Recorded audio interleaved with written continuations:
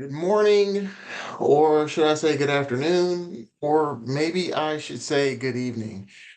Regardless of when you are joining us, we are super glad that you have come to another amazing installment, latest and greatest installment of the Richard Watkins podcast, where we explore big questions that intersect society and science and innovation. So I'm super, super glad that you are with us today. The Richard Watkins podcast is a proud production of the Science Policy Action Network, or SPAN. SPAN doesn't just talk about science, it puts science to work. SPAN bridges the gap between science, policy, and community to confront urgent problems and give meaningful change to folks through policy development, strategic planning, and innovation.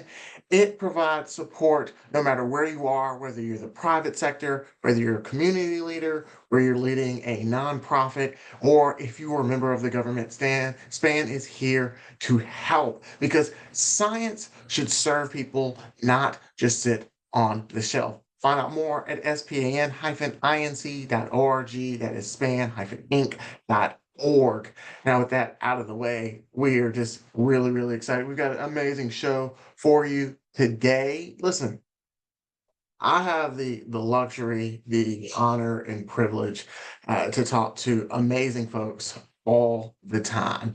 But I also get a chance to engage with small businesses, with business leaders at the local level from all over the country, whether they're a baker, a plumber, HVAC, roofing, real estate. I mean, you name it. And we talk to folks all the time. And increasingly, they're saying they like our solo episodes where it's just you and I talking about subjects. And so, I've made a promise to start doing more. We will definitely continue having our amazing guest on the show because it's something that I love to do because it gives me an opportunity to learn from the experts doing this type of stuff. But we will try to incorporate more of these solo episodes where we're covering topics that folks present to us or things that we just think are interesting. And we try to dive deep. We try to give you a different way of looking at it.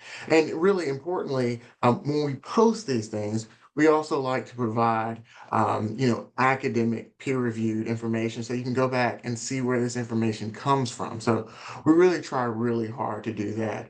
Oh, and also, I've been told that I have to do this thing. All right, be sure if you check this out on Facebook to like and follow, right? Also, don't just like and follow if you like the content, please share it, okay? It helps us out more than you know. Don't keep this information to yourself. If you think it's cool, share it with somebody else, all right? And if you check us out on YouTube, which isn't our primary platform, but we still put our stuff there as a placeholder.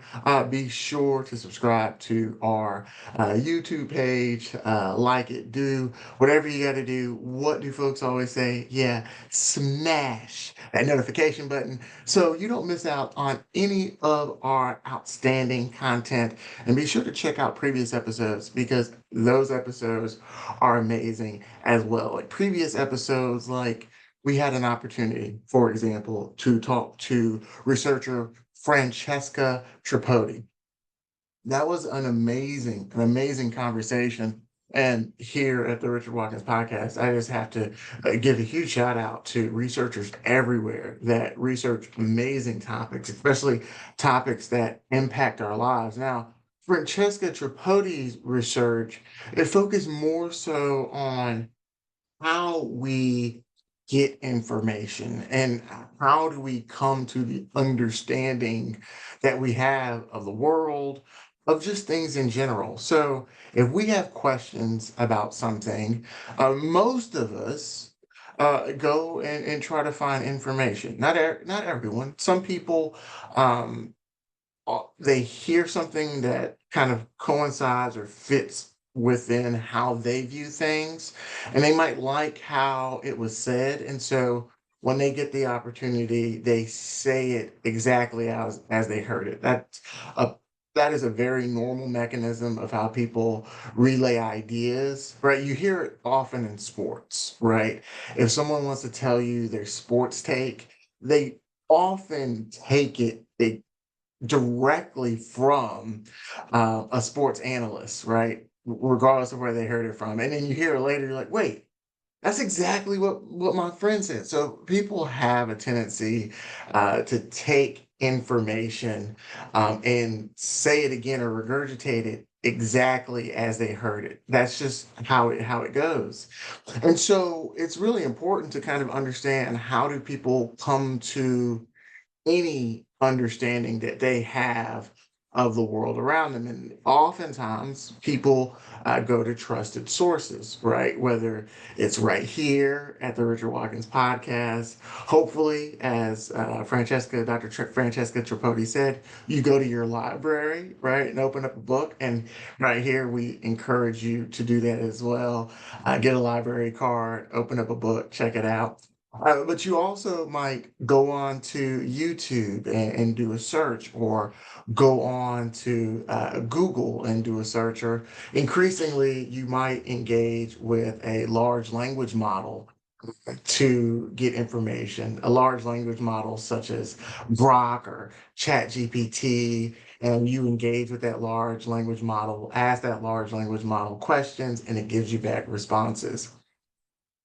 But the other side of that, what you're interacting with, is poorly understood by many folks, including myself, which is why having Francesca Tripodi on was just absolutely amazing, because she was talking about that. Now, people know, or people are increasingly starting to know, that the information that they receive go through multiple filters before it gets to them, right? A lot of these services, these search engine services, they oftentimes like to trim off the fat to give the user exactly what they're looking for, right? A user is engaging with these platforms, looking for information, and these platforms do what they can to get you that information, right?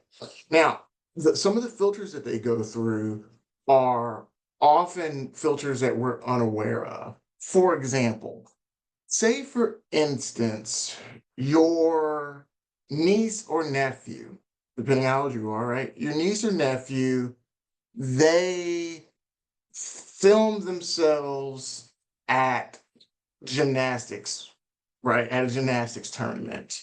And they perform really well, right?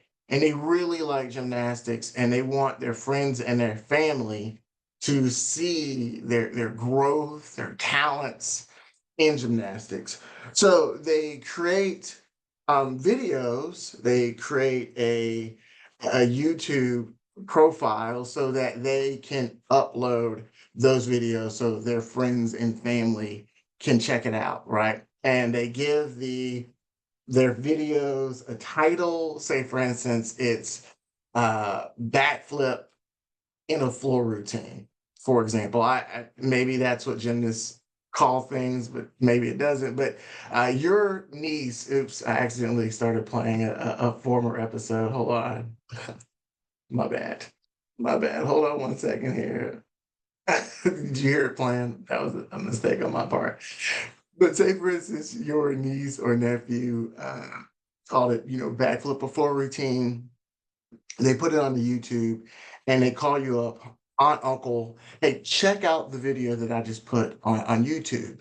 And the aunt and uncle are like, absolutely, I'm going to check it out. Tell me what it's called. And then they say, it's called backflip on a floor routine, right? And then you, the aunt or the uncle or the family member or friend, you open up the YouTube app on your phone, on your tablet, on your laptop or desktop, and you proceed to, want to check out the video. So you look at your phone where there's a text message, and you type in the title of the video, exactly as it came through on the text, right? Exactly as it backflip on the floor routine. You type it in, you hit search, and the video never comes up. and you're just like, what is going on? And you type it in, then you go back to your text, just making sure that you're checking for capitalization or any of the words. Do they begin with a letter that is capitalized? I mean, you check for punctuation. Is there a period at the end? You know, trying to figure out how you need to type it in order to watch the video. But no matter how many times and how many different variations of the title you put into that search bar, you never see your niece's video, backflip on a floor routine. You never see it. And then you're stressed out. You want to see it. You want to see your niece do this backflip, and you just can't find it anywhere. And so finally, you're like, what's going on? And you ask your niece, just send the link to the video to like my phone, right? You send the link to the video to your phone, and then you click the link and it opens it up, and you're able to watch it. You're seeing the video. And the video is amazing, right? You're super proud. You're like, whoa, my niece is incredible. Everything that you wanted to get from the video, you got, right? It's awesome. It's incredible. The backflip on a floor routine, awesome, right? Your niece is going to be in the Olympics, right? But then after you watch the video, you start, really trying to think like, why couldn't I find this during a search? And so you look at the title of the video that you received, and sure enough, it's backflip on the floor routine, exactly how you typed it into the search bar. And you're like, wait, this doesn't make any sense. I typed it exactly as it is. Why did I not find it? Why did I only see it when I clicked on the link? That is because your niece's video is filtered out, right? It is filtered out in an effort to improve general user experience, right? It is filtered out for a wide variety of reasons, right? Your niece isn't famous, or they may very well be famous one day, right? Niece isn't famous. Maybe the content in it isn't monetized. Maybe the page that or the profile in which your niece has created doesn't have enough followers, a wide variety of reasons. Because of that, the YouTube search isn't giving you the search request, right? I believe the term is it's not made discoverable. And it's for a wide variety of reasons. Many of them I just mentioned, many of which I am ignorant of. I'm still trying to learn about the process. And again, just give huge shouts out to the people who are doing this type of research, who are really figuring it out. But what it boils down to is it wants to improve the user experience. You can imagine with millions of videos being uploaded to YouTube, right?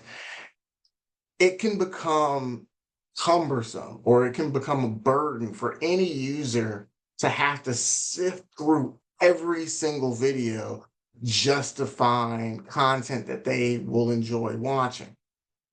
So these filters are put into place to improve the experience of the general user, to give the user videos that most users like, which therefore, right, validates that video as being quality or good.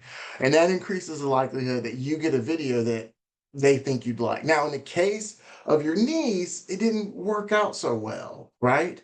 But in general, if you're just somebody who is looking for a floor routine, right, there is a tendency for you, if given a choice and you're trying to learn a floor routine, or you're trying to figure out how to tie a necktie. I'm not wearing a necktie right now, but if you're trying to figure out how to tie a tie, there is an increased likelihood that you will click and watch the high tying video that has 1.5 million views versus the tie tying video that has 3 views.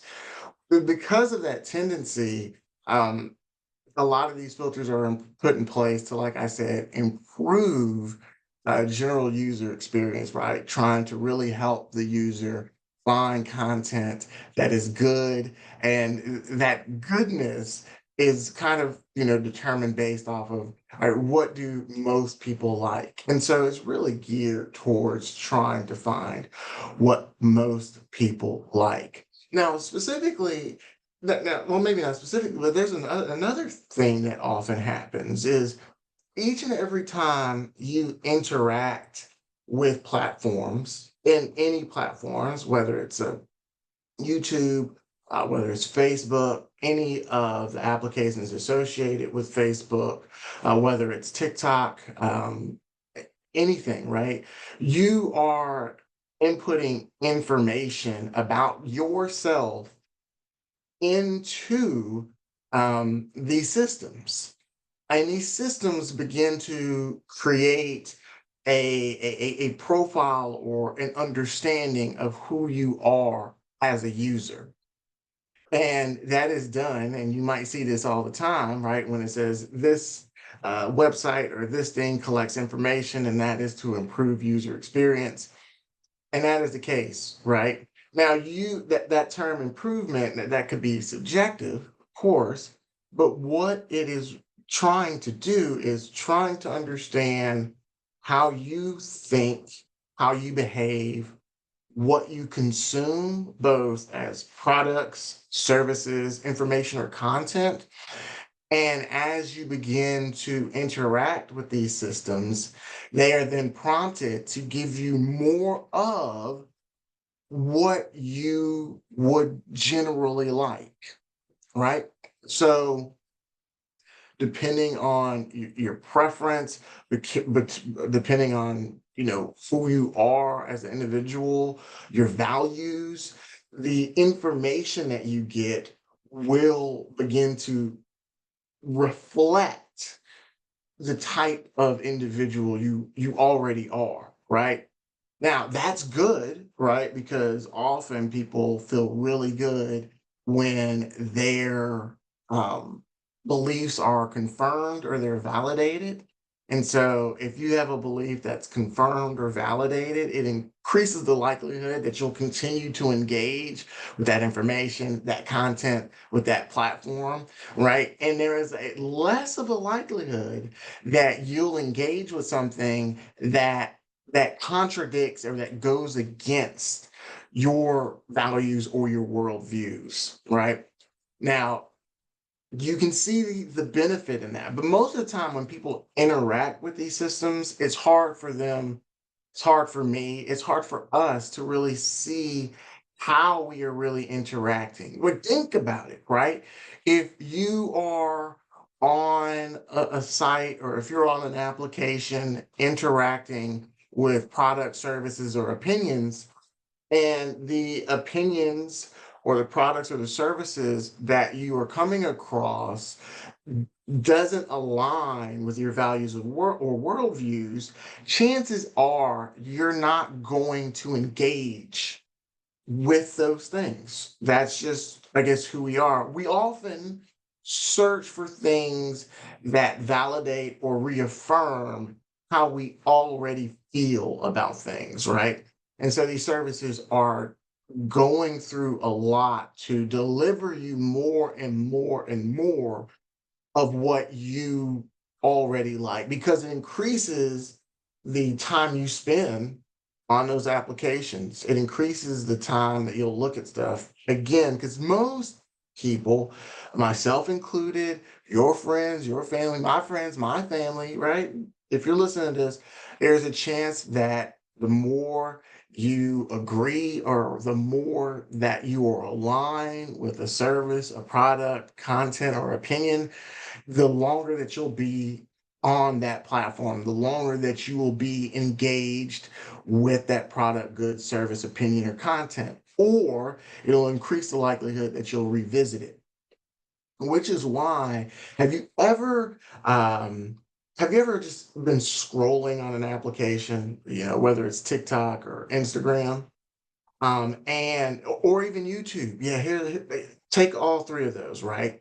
And you know this experience to be true, right? Say, for instance, you're scrolling and a video that you've never seen catches your eye. Maybe it's a guy dancing around in a weight room, right? Like everybody else is working out, but this guy is just dancing in a weight room, and it just catches your eye, and you watch it for more than 3 seconds just to see what's going on. You've never seen this guy before. You've never seen this content creator before. You've never really seen anything that looks like it, but it catches your eye, and you watch it. Maybe you watch the whole video. Maybe you watch it more than once. Now, if you watch it for a long time, or if you watch it more than once, because it will cycle through and play again often, right? If you watch it more than once, or if you watch it for an extended period of time, say if it's a long video and you watch it all the way to the end, you will more than likely be presented with similar content or content from that same content creator again, because the input that you gave suggested that you were interested in some way, right? Maybe it's disgust, maybe it's intrigue, maybe it's just pleasure, maybe you really just like it. It suggests that something about it grabs you, grabs your attention. And so the application of the platform will show you something like it again because they figure, right? A lot of people talk about algorithms and such, and we'll do an episode about algorithms. We'll bring in a computer scientist or something so that they can kind of give you the ins and outs. But ultimately, they have determined that you like this stuff. And so they're going to show you it again. Because if they show you something that grabs your attention, the longer you will be on that site, the longer that you'll be on that platform.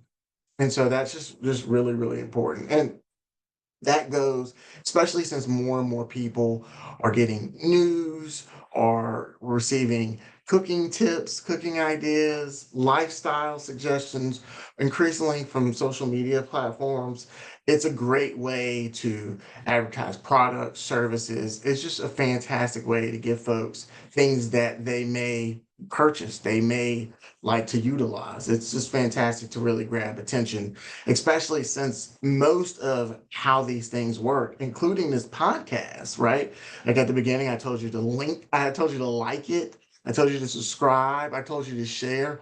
All of those inputs that I just suggested earlier increases the likelihood that you'll be shown this video or content like it in the future. And when you share it and somebody in your kind of social network sees it, right, and they like it, it increases the likelihood that they'll continue to see stuff like this or me, right? So all those systems are in place, which is why users always tell you, mash that button, turn on your notifications, because there's a chance that they'll post something and you'll be busy, right? You'll be washing clothes, you'll be going on with your life. That notification is the platform reaching out to you saying, hey, come back to us. Somebody that you've liked in the past has done something on this platform. Come back and check it out.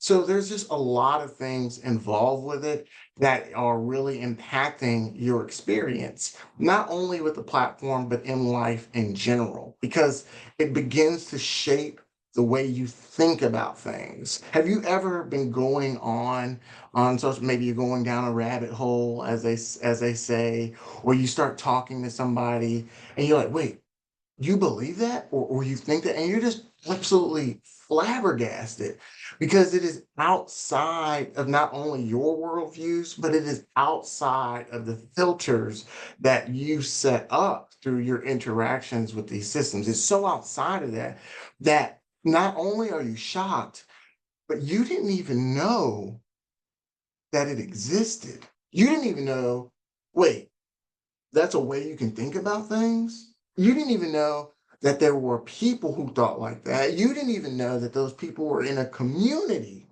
who thought like that because your interactions with the world are, where you're going to the grocery store, where you're going to work, and your interactions with the outside world are through the lens of social media, which are filtered through your interactions with it and what you like, and it reaffirming kind of things you already believe that you're never privy. Sorry, there's something in my eye. I hate that I always rub my eyes on here.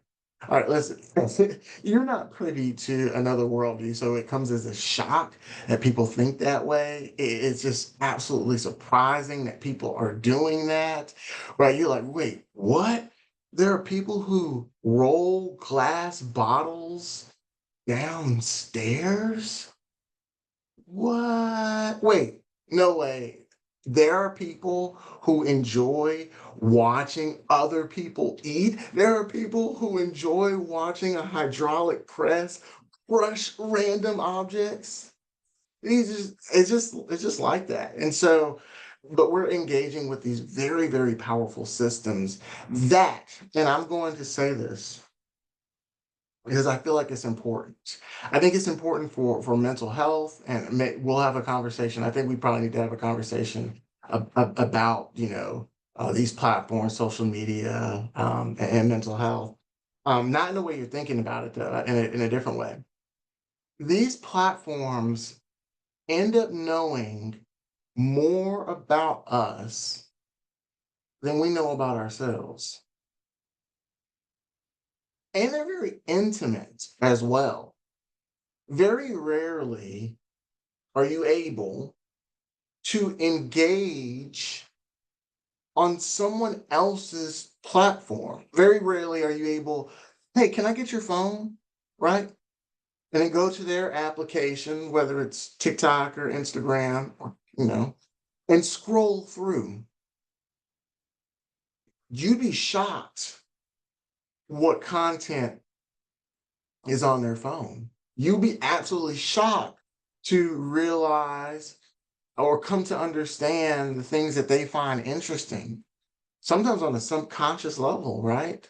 Because it's taken in like how long you're looking at something. You'd be shocked. You grab your grandmother's phone and you start scrolling through, and you're shocked to find out that she loves cute videos of people struggling to give baby hippopotamuses baths. You'd be shocked because they're so intimate and they're so tailored to the user. And I just think that's absolutely just I can't just fascinating. I wanted to say fantastic at first, but fascinating, right? These systems know more about you than you know about yourself, or more about you than you're willing to admit about yourself.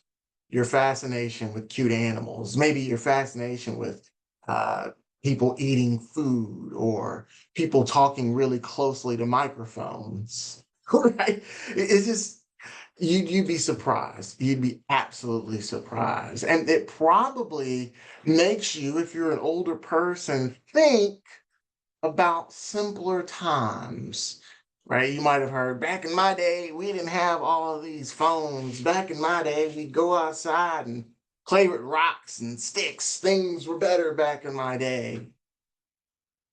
If you've ever heard of that, then you're interacting with a very powerful phenomenon known as nostalgia. Nostalgia is extraordinarily powerful. It's extraordinarily powerful. Very, very quickly, let me just give you a definition of nostalgia, right? I think definitions are important. Oftentimes, definitions are fluid and subjective, but as we talk here, it's important that we have a working definition of nostalgia. So we're all operating off of the same agreed upon um, understanding. Now, where are we here? I did this background work on nostalgia, trying to be prepared, trying to do some homework for you here. Da, da, da, da. One second, one second. All right, here we go. Okay. So let's define nostalgia just for the purposes of this conversation right now. You can go to a dictionary. Depending on dictionary, you get a slightly different definition of nostalgia. You can do a chat GPT search, a Google search, or whatever, and you'll get a different understanding of nostalgia. But in general, nostalgia is this. Nostalgia is a sentimental longing or affection for the past, often for a time, place, or set of experiences remembered as better, simpler, or more meaningful than the present, right? It's not just memory, it's memory blended with emotions, generally positive emotions, right? That's the hallmark of nostalgia. Is this romance with this idea of the past, with this kind of new memory, right? So it mixes sweetness with that thought, remembering it brings about joy, but also recognition that this moment has passed, that moment has gone, and you're left with the present, which, depending on what you're observing, it could be like good or bad, right? There's a nostalgia that we have with music. And you're like, music back in my day was better. And it tends to cast a negative light on like current music, or there's a nostalgia about movies where you're like, oh man, remember when movies were this? And so you look at current movies as lacking or not having those same qualities. And it can be triggered by but like music, smells. Smells are a really good one. Smells are very nostalgic. If I smell like freshly cut grass now, what immediately rushes into my mind is like football practice, because the smell of grass was just such a huge part of my life growing up, because I've always been involved with sports, but probably the biggest sport was football. Now, psychologists note it serves several functions, right? It can strengthen your identity, right? It creates social bonds. Like if you get around people your same age and you start reminiscing about music or whatever, you ever get around a friend that you hadn't seen in a long time but was very close to you at a certain point of your life, you will do this, right? You'll be like, oh, remember this, or you'll play a song and y'all sing it together or whatever. It's just like really important. And it provides, comfort when we're dealing with change or uncertainty. Like so in short, nostalgia is this emotional coloring that we give to our memories and past, and it turns them into something that we long for in the present. Now, the issue is often they're not true about even that past experience that we ourselves had, right? There are anybody here knows the example. We have this nostalgic view of a movie, a song, or a toy, or a food, or what have you, and then we come back and revisit. We come back and we revisit said thing, and then immediately we're confronted with, "Man, this was terrible. Well, why did I ever like this?" That happens all the time because memories, right? First of all, memories are just creations of the mind. They're not the experience that we had. It's our mind fabricating and putting together these things, these items, right? And putting together in our head. And then they layer on top, this is the nostalgia, they layer on top this romance with it, right? So not only is it artificial, it's not real, because once something has passed, it has passed, right? So not only is it not real, but it's colored with this positive lighting, right? And so we long for something that no longer exists, but we're not even recalling it accurately. And that just really happens, right? And we did an episode before where we talk about the end of history illusion. It states that we have, as people, everyone, we tend to look backwards and not forward, right? We tend to observe everything that we are or will be based on the past, but not appreciating who we will be tomorrow, or who we will be in the future, or the change that we'll experience in the future. We make decisions almost solely based off of what we have or did or learned in the past. And we are not very good taking into account the ambiguity of the future. And no, so that's really kind of how it has. That's really kind of how it happens, right? And together nostalgia becomes this way of preserving, obviously, identity. I mean, that's really, really important. But it's a failure to realize that we are always changing, like constantly. We are constantly changing, and not everyone experiences nostalgia. Nostalgia is oftentimes an experience of uh, getting older. Uh, Children don't necessarily experience nostalgia or experience the same way or with the same kind of impact on their views, right? They're growing, they're learning, taking in new input, not so much looking backwards. They're taking in current and new input, and really going forward.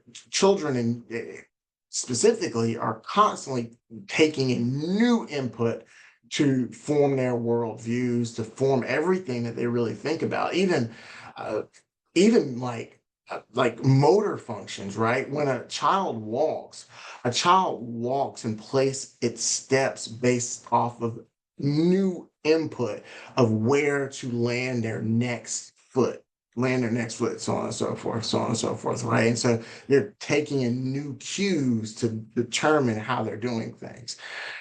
As you get older, you actually move based off of expectations. Like, I'm placing my foot here, not based off of new input that I'm receiving, but based off of my expectations of where I should land my foot that I gained from my past experiences. Not so much taking in new input, but overvaluing past input to make decisions in the present. So they're very different experiences. Also, nostalgia for many folks is a defense mechanism towards the understanding of mortality or their own personal demise. Recent episode, we talked about death and the impact that death has not only on our culture or institutions, but on one's own psychology and how we interact with the world.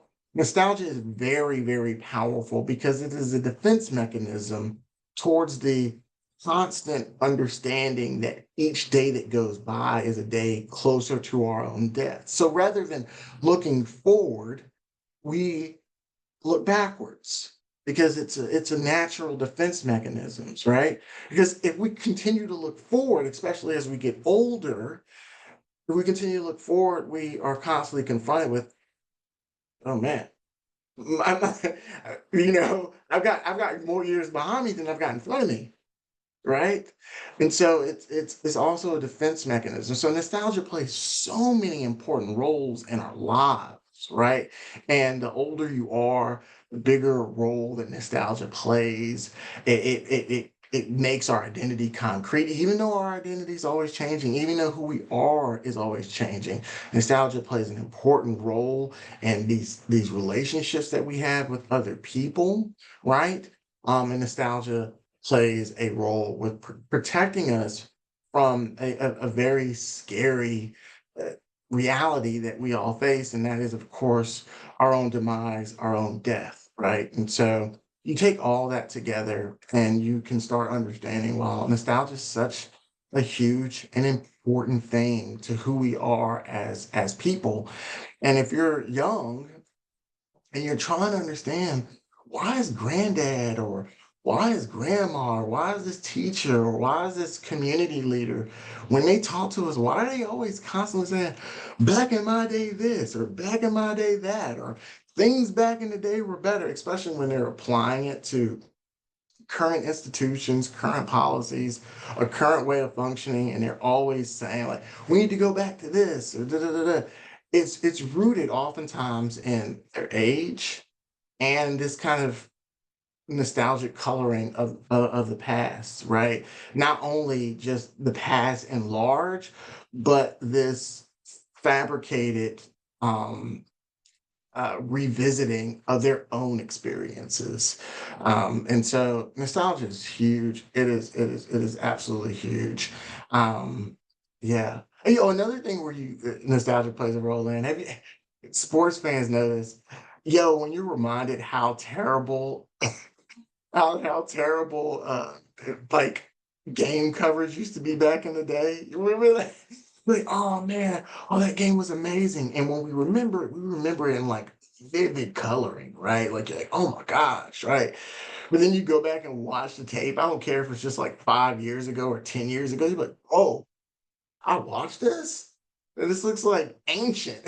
You know, it's absolutely wild. So, memories are made up. They're powerful things, but they're just made up things in our head because they're not there. We're not receiving any sensory input from that time, right? Right. They're all creations in our mind. And nostalgia colors those creations with positivity, with romance, with this longing for, and it has some benefits, but it has some problems, right? Because you long for the past, you don't fully have the ability to take in the present.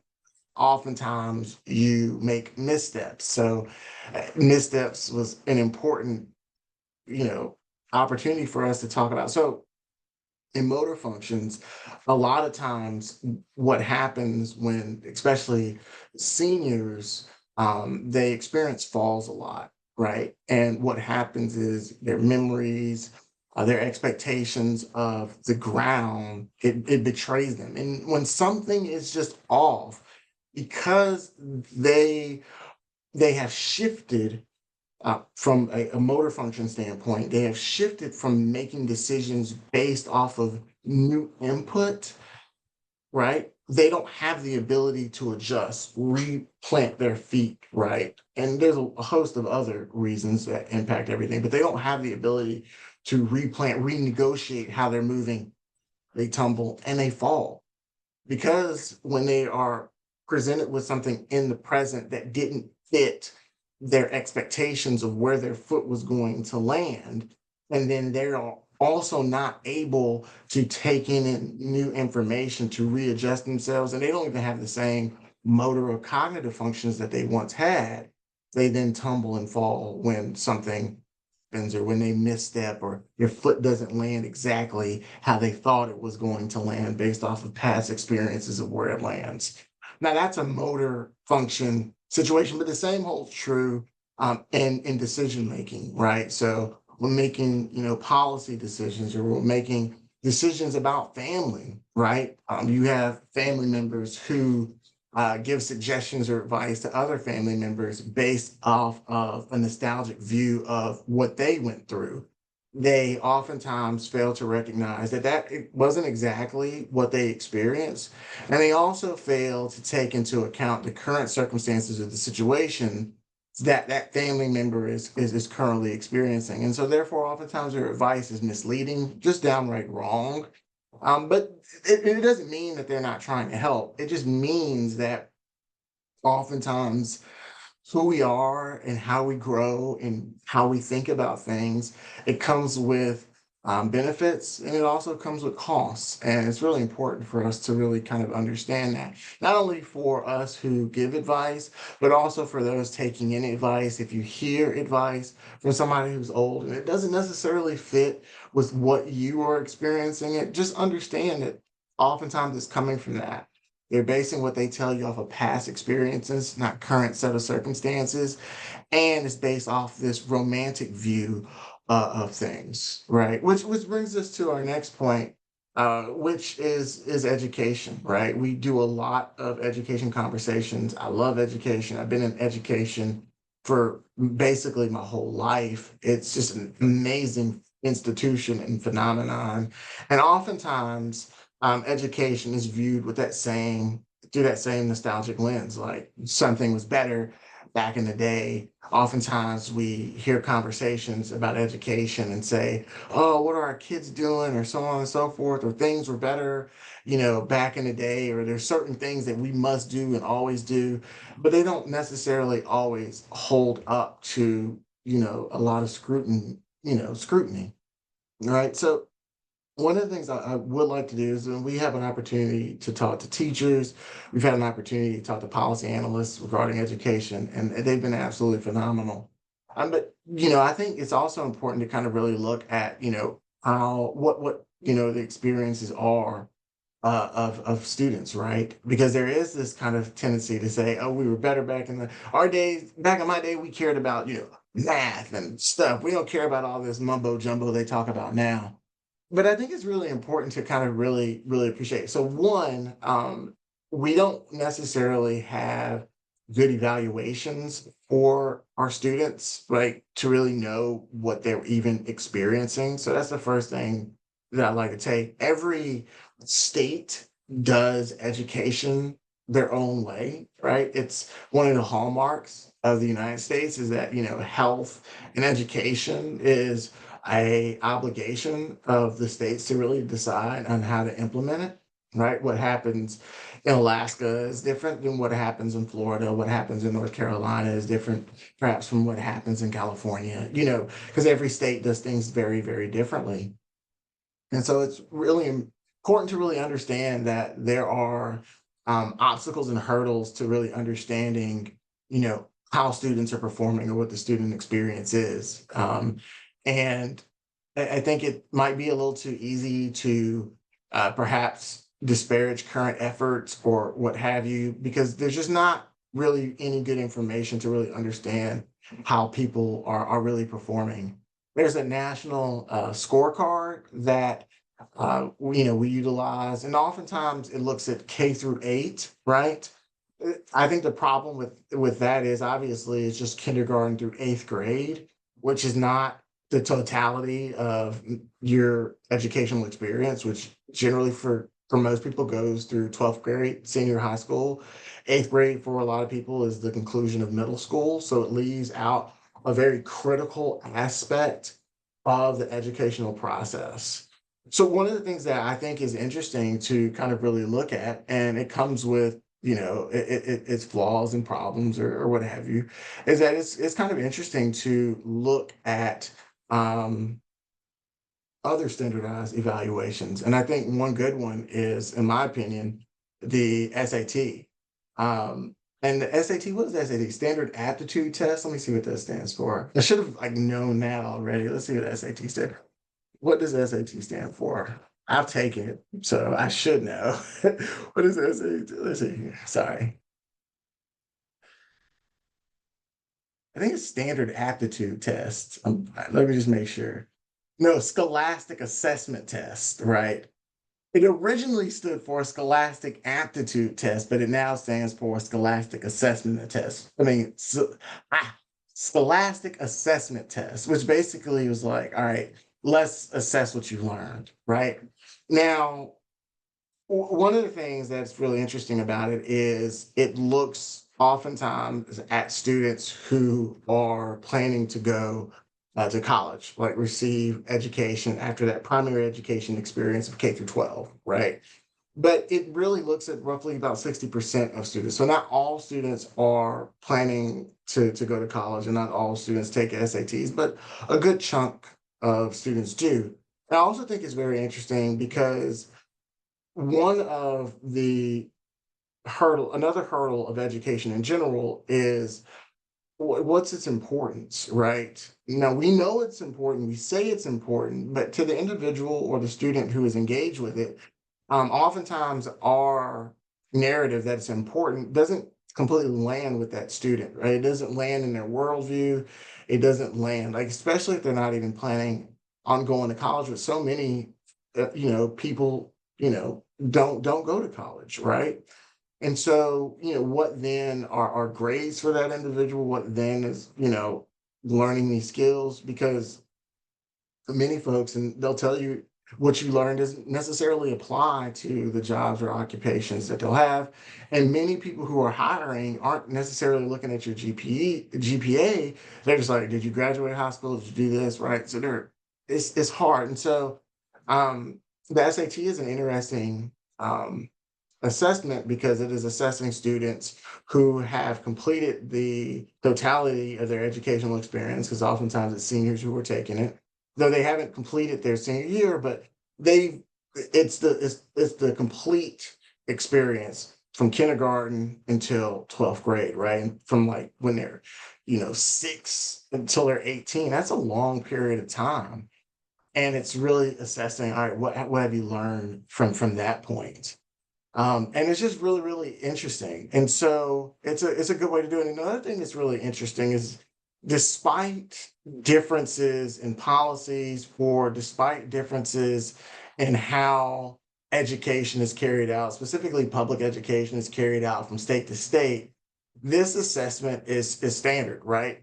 The same assessment goes out regardless of what state you stay in. So despite where you are living or so on, you're going to experience the same test. And so it's a fantastic assessment. Now, no assessment is perfect, right? At all.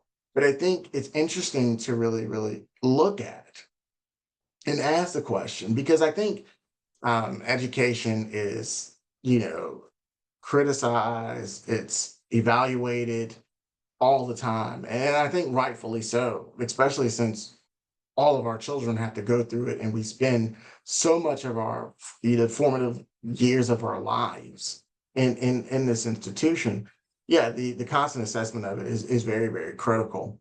But if you look at it and primarily again, these assessments in our education, in my opinion, leave out science and science should be in there, right? But mostly they just look at reading and math because it has been determined by folks who are not me that that should be the only thing that we look at. But whatever, it is what it is. But it gives us an understanding of the same thing is going to be looked at and is going to be observed, and we're going to be able to monitor or evaluate students or the educational process.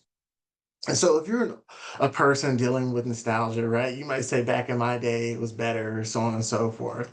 But when we look at average SAT scores, reading, verbal plus your math scores, and we look at the average and we take into account these decade spans. So if we look at 1984 to 1994, if we look at 1994 to 2004, 2004 to 2014, and 2014 to 2024, again, this is just SAT scores. There's other assessments like ACT, again, the national report card, and they all have their strengths.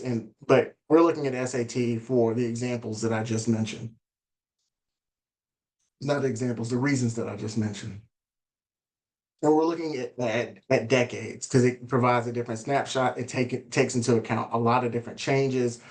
And it also provides this kind of generational comparison for folks who are grappled, who are just really embracing nostalgia. And I hope that I can pour a bit of cold water on that nostalgia that you have, and maybe saying, yeah, yeah, no, no, kids are smarter than you, right? Right. If you're a parent, I'm a parent, right? And you might be older than me. You might be like, no, no, kids are doing a better job than you think they are. They're probably no, they're doing a better job than you, right? So if you're thinking about nostalgia, maybe just dump a little cold water on that. I receive a lot of pleasure for dumping, cold water on substantiated, pre-existing assumptions. So from 1984 to 1994, the average combined score on the SAT was 903. Yeah. From 1994 to 2004, the average combined score was 1,019. From 2004 to 2014, that average combined score dropped a little bit to 1,014. But from 2014 to 2024, right? So we just don't have the 2025 year, but 2014 to 2024, that best represents the most current era. And this is SAT. This is everybody, regardless of state, everybody in the United States, regardless of all these things. SAT for people who are like, I'm going to use this educational experience for the next step, right? So these are people who are like really taking it in to go. It's the highest it has ever been at 1,040. Yeah, 1,040 again. So if you took the test between the years of 1984 and 1994, at least in this assessment of the SAT, you were the worst. I'm just No, I'm not joking. Yeah, at least on this test, right?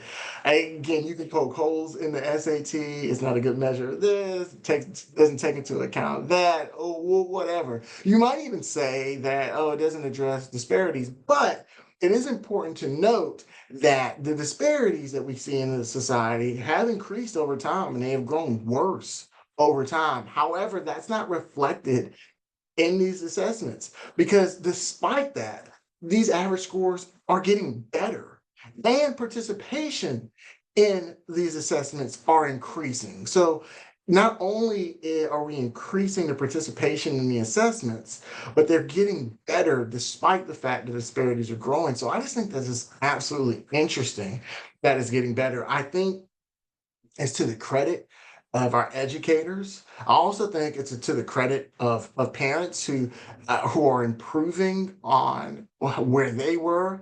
It's a credit to the students specifically, right? They are growing, they're getting smarter, and I think that's just how it should be. You should get smarter over time. One generation should learn from the next. But again, I'm not trying to jump into make conclusions, right? There are a lot that goes into education. There's a lot that goes into these assessments, and this assessment is not even the only assessment. There are shortcomings of this assessment, like case in point, like 40% of students don't even take this assessment. If you're not going to college, you're probably not going to take it. And so there's a lot of shortcomings of this assessment. But again, we utilize it because it does reflect those folks who are going to college. A lot of the evaluation of schools are college readiness. Participation in these tests are increasing, and despite growing disparities, the performance on these tests are improving. Again, this is just one assessment. There's other assessments, ACTs, so on and so forth. And again, the National Academic Report Card, I think that's what it's called. That's you know, all of those things have their pros and cons to it, and we use the assessment of SATs for the reasons that we just mentioned. But I just thought it was very interesting to really look and just see that, at least in regards to this assessment, our students are doing better, and they're doing better than we were. I took the assessment, oh, I mean, we were a pretty good year, but we weren't as good as the kids are now between 2014 and 2024. They are performing at the highest level that we've seen, at least in that time frame that we did. Again, that the total time frame that we looked at here is 1984 to 2024, 1984 to 2024. So I just thought that was just really cool, to really, really check that out. And let me just tell you where we got that data. If I can find it here really, really quickly for you. I had it written down. I'll include the link when we post the podcast and when we post this episode. But I just think it's absolutely fascinating. So what we just discussed, and hopefully you really enjoyed it as folks are asking for more of these solo episodes. Maybe it gives us an opportunity to really dig deep and really analyze a lot of these really cool questions.